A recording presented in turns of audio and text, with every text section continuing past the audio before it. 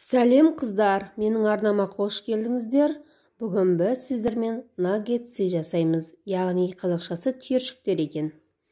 Бірінші картопты алып, аршып алып, тазалап, қайнатамыз.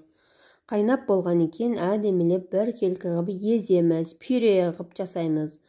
Ләжі болса су қалдырмаңыздар. Құрғақта езген дұрыс екен. Суылау болса, қоюлату қиын болып кетеді, қолға жабысып.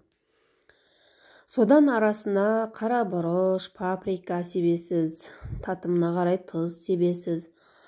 Содан әдемелеп бір формаға келтіресіз, сопақшалау етіп, 2 жұмыртқа жарасыз, бөліп, жұмыртқаға аунатып, жаңағы сухариге аунатып, майда қуырып аласыз. Балдарға кетчуппен бірге берсеңіз, өте дәмді екен.